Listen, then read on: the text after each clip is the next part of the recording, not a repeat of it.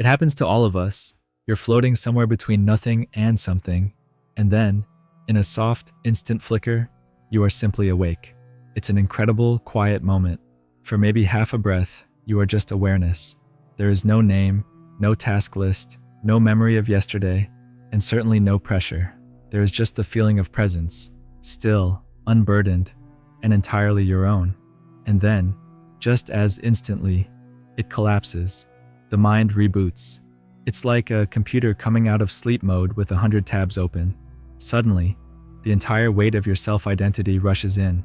The anxieties about the meeting, the memory of that awkward conversation, the list of things you must do, the quiet, persistent feeling that you aren't quite caught up yet. Within 5 seconds, the entire emotional and mental architecture of your life is back online, and you are no longer just awareness. You are the story of you. It is one of the strangest things about being human. If consciousness is our natural state, why does it feel like we lose it the very moment the day begins? Why does waking up into the world often feel exactly like falling out of ourselves? We hear so much advice about morning routines, the cold showers, the journaling, the hour of exercise. But what if the most pivotal spiritual threshold of your entire day is not a routine at all? What if the real transformation happens in the gap before your first conscious thought forms, before you've even moved a muscle? This fragile moment between waking and thinking holds a profound mystery. If you are peaceful in that instant, if you are simply awareness, what is it that rushes in to steal that peace away? What is this gap, and why do we ignore it, choosing instead to fall onto mental autopilot? I want to be clear. This isn't about perfection or technique or some esoteric spiritual rule. This is just an honest look at the moment we all share. The silent, vulnerable pause that sets the trajectory for the next 16 hours. Something that might resonate if you've ever woken up feeling like you lost yourself before the day even started. I appreciate you being here, exploring these inner workings with sincerity and openness, so please subscribe. This is a space for people who wonder quietly, who explore without needing certainty. The question we need to answer is simple. Is it possible to start the day in consciousness instead of in thought? And if so, what changes? The first minute after you wake up is unlike any other moment in your day. Think about it. When you're asleep, there's no you in the way you normally understand it. No story, no identity, no mental positioning. And then, somewhere in the transition between sleep and waking, something flickers on. But it doesn't all come back at once. There's a delay. Consciousness arrives first. Just raw awareness. Open, spacious, undefined. You're present, but you're not yet anyone. You haven't remembered your problems. You haven't reactivated your personality. You're just here. And then, maybe half a minute later, the mind reboots. It's so fast you barely notice. Memory kicks in. Identity reassembles. The brain pulls up yesterday's concerns, today's schedule, the emotional residue you went to bed with. Within moments, you're no longer resting in that quiet presence. You're back inside the mental stream, and it feels so familiar, so automatic, that you assume this is just what waking up is. But here's what's easy to miss. That first flicker, that brief, formless awareness, isn't random. It's not just the brain warming up. It's you, the version of you that exists before thought shapes everything. Most people never pause there. They wake up already thinking, already planning, already anxious about something that hasn't even happened yet. And because this transition happened so seamlessly, they don't realize they had a choice. You've probably felt it before, even if you didn't have words for it. Maybe there was a morning when you woke up slowly, peacefully, and for just a moment you felt light, clear, like the day hadn't gotten to you yet. And then, within seconds, the mental weight returned, and you wondered where that ease went. It didn't go anywhere. You just stopped noticing it. The ego doesn't wake up at the same time as consciousness. Consciousness is already there, already awake, already clear. The ego is what gets reassembled, and once it's back online, it acts like it was always in charge. But it wasn't. There was a you before the thinking started, and that version, the one that exists in the gap, is closer to what you actually are than anything the mind will tell you throughout the rest of the day. So why does the mind take over so fast? It's not a flaw. It's not something you're doing wrong. It's just how the brain is wired. The moment you wake up, your body releases a surge of cortisol, a hormone that essentially jumpstarts your system. It's called the cortisol awakening response, and it happens whether you're stressed or not. Your brain interprets this as a signal. The day is starting and you need to be ready. Ready for what? Survival, planning, managing threats. The brain doesn't know you're safe in your bed. It just knows it needs to get you oriented, fast. So it pulls up your identity, your to-do list, your unresolved tensions from yesterday. It reactivates the story of who you are and what you need to handle. There's a network in your brain called the default mode network. It's the part that keeps the narrative going. Your sense of self, your memories, your projections into the future. When you're awake and not focused on a specific task, this network is running in the background, constantly reinforcing the idea of me, my life, my problems, my plans. And when you wake up, this network comes back online almost instantly. It reassembles the same mental patterns you had yesterday, the same worries, the same identity. It feels so automatic that you don't even question it. You just assume this is who you are. But here's the thing, the default mode network isn't you. It's just a process, a storytelling mechanism.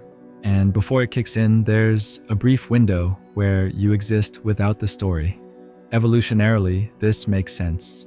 Our ancestors needed to wake up ready to respond to threats, to opportunities, to survival. The brain prioritizes action and planning over stillness. Presence doesn't help you avoid danger. Thought does. So the mind rushes in because it thinks it needs to. It believes it's protecting you. It's trying to manage your life before anything goes wrong. And in that rush, it overshadows the awareness that was already there. You don't lose consciousness when you wake up. You just stop noticing it.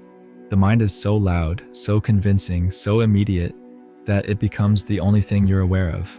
But if the mind is something that gets reassembled each morning, if identity is something that reboots like a program, then what were you before it came back online? That's the question most people never ask, because by the time they think to ask it, the mind has already taken over and the gap is gone. So what if you didn't let it slip by? Not through effort, not through technique, just through noticing. That first minute after you wake up, before the mental noise fully forms, is already a kind of meditation. You don't have to create it. You don't have to achieve it. It's just there. The only question is whether you recognize it. Most mornings we wake up and immediately reach for something. Our phone, a thought, a plan. We fill the silence before we even realize it was there. And in doing so, we skip over the most natural entry point into consciousness that we'll have all day. But if you pause, if you let yourself rest in that formless moment for just a few seconds longer, something shifts. You're not trying to stop thoughts. You're not forcing yourself into some spiritual state. You're just noticing what's already present before the mind takes shape. The awareness that's there before you become someone again. It's subtle. It doesn't feel dramatic, but it's real. You wake up as consciousness first, and then, a moment later, you wake up as your identity. The question is, which one do you start your day from? If you begin from thought, the day unfolds from that same mental momentum. You're already in reaction mode before anything has even happened. You're managing, strategizing, bracing yourself. The mind sets the tone, and everything else follows. But if you begin from awareness, if you let yourself rest in that quiet presence for just a few seconds or a minute, the day starts differently. Not perfectly, not without challenges, but from a different ground. You're not trying to control the day. You're just allowing yourself to remember what you are before the mind decides what you should be. This practice is the simplest kind of self-respect. You're honoring the fact that a quiet, unconditioned, and perfectly peaceful self exists, and you're giving that self a chance to stabilize before the demands of the world, or the demands of your own internal narrative, take over. The question shifts from, how do I stop my anxious thoughts, to, what happens to my day if I begin it from a place that is already clear? And the more you notice it, the more natural it becomes. Not because you're disciplined, but because you start to realize, this moment was always here. You were just moving too fast to feel it. The first minute of your day sets something in motion that most people never consciously choose. If your mind wakes up first, if thought is the first thing online, then the rest of the day is colored by that initial frame. You're already filtering everything through worry, anticipation, pressure. Even if nothing stressful happens, you're perceiving the day from inside a mental cloud. But when you begin from awareness, when you let consciousness settle before the mind takes over, the day feels different. Not perfect, not free of challenges, just clearer. You're still you. You still have responsibilities, emotions, reactions, but there's a little more space around them, a quiet steadiness that wasn't there before. It's hard to describe because it's not dramatic. It's more like the difference between waking up tense and waking up at ease. The external circumstances might be the same, but your relationship to them shifts. When the mind starts the day, everything feels urgent. Thoughts pile up. Emotions feel heavier. You react faster, recover slower. There's a low-level hum of pressure that follows you from the moment you open your eyes. But when awareness comes first, there's a kind of internal breathing room. Thoughts still come, but they don't land as hard. Stress still arises, but it doesn't consume you as quickly. You notice things before you're fully inside them. It's not that you become detached or disconnected. You're just less identified with every mental movement. You're less convinced that every thought is the truth, every worry is a crisis, every feeling is who you are. And because of that, you move through the day differently. You respond instead of react. You pause before you spiral. You catch yourself in old patterns a little sooner. Not because you're trying to be mindful, but because you started from a place that wasn't already tangled up in thought. The mind doesn't disappear. It's still there, still active, still doing what it does, but it's no longer the foundation. It's just one layer of experience, not the whole thing. Imagine two versions of the same morning. In one, you wake up, and within seconds, you're already in your head, reviewing yesterday, planning today, feeling the weight of everything you have to manage. The day begins from thought, and thought becomes the lens through which you see everything. In the other, you wake up and just notice. You feel the stillness before the noise. You rest in that openness for a minute. And when the mind does come back online, it doesn't take over completely. It's just part of the landscape, not the whole sky. Same day, same life, same challenges. But one starts from anxiety, the other starts from awareness, and that changes everything. What does that say about the true nature of consciousness if the entire architecture of your day can be altered by 1 minute of conscious choice? So here's what we've been circling around this entire time. Consciousness doesn't need to be achieved. It doesn't need to be cultivated or earned or reached through years of practice. It's already there, every single morning. Before the first thought, before the first worry, before you even remember your name. The first moment after waking isn't just a moment.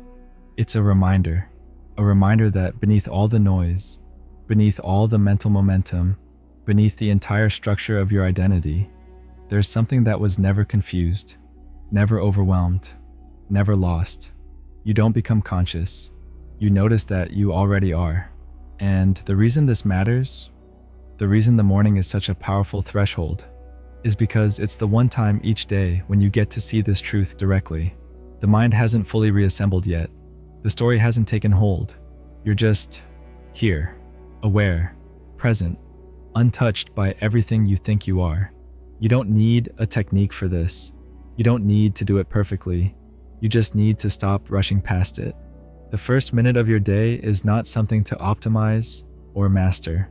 It's something to honor, to pause inside, to let be exactly what it already is. Because if you start your day from that place, from awareness instead of thought, from presence instead of pressure, you're not just changing your morning, you're remembering what you've always been underneath everything else. The mind will come back. It always does. But it doesn't have to be the ground you stand on. So I'm curious, what does your first minute after waking usually feel like? Are you already in your head? Or do you ever catch that quiet gap before thought takes over? Drop a comment. I'd genuinely like to know. And if this resonated with you, if you're drawn to exploring consciousness in honest, grounded ways, consider subscribing. This is a space for people who wonder quietly, who question deeply, and who aren't looking for answers as much as they're looking for the right questions. So tomorrow morning, when you wake up, just notice Notice the gap. Notice the stillness. Notice what's there before the mind tells you who you are.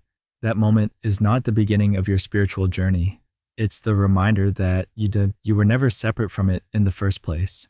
And if consciousness is already present every morning before thought, what else have we been overlooking?